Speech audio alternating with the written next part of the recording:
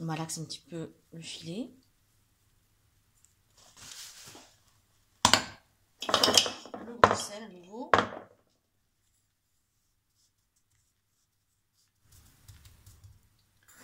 Le sucre.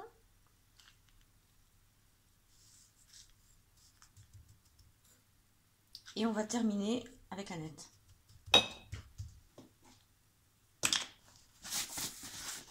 On y va généreusement.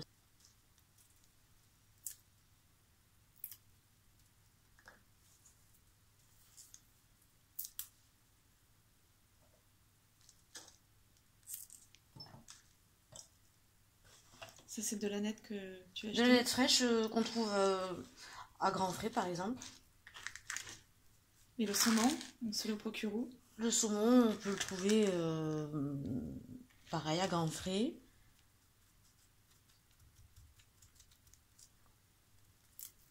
Et pour les baies de genièvre, c'est un tout petit peu plus compliqué à trouver, mais en général, on en trouve dans les magasins bio. Et le bleu rose, ça, on en trouve partout. Ça donne vraiment un petit goût intéressant.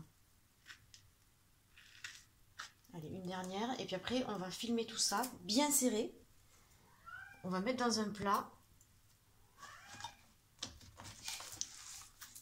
Voilà, c'est Raymond, le chat, qui manifeste une envie d'aller sur la terrasse, je pense.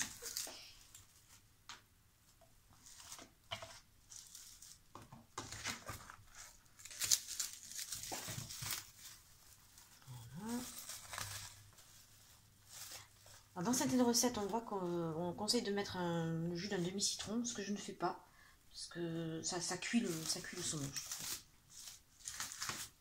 Voilà, donc là, on filme bien serré.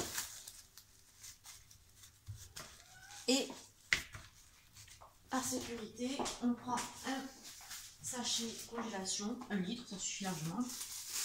Parce qu'en fait, quand il va mariner, le saumon va jeter de l'eau. Donc comme ça évitera les accidents dans le frigidaire. Voilà, le saumon est prêt pour partir au frigo. Alors ce qui est conseillé, c'est de le mettre au frigo avec un poids dessus. Donc on prend ça. On appuie comme ça, bien fort, on tasse. Là c'est un peu grand, mais et puis on le glisse au frigo. Dans 24 heures, on sort tout ça, on époussette, on enlève le sucre, le sel, les aromates, etc. Et on le refilme à nouveau pour 24 heures. Et puis ce sera bon pour déguster.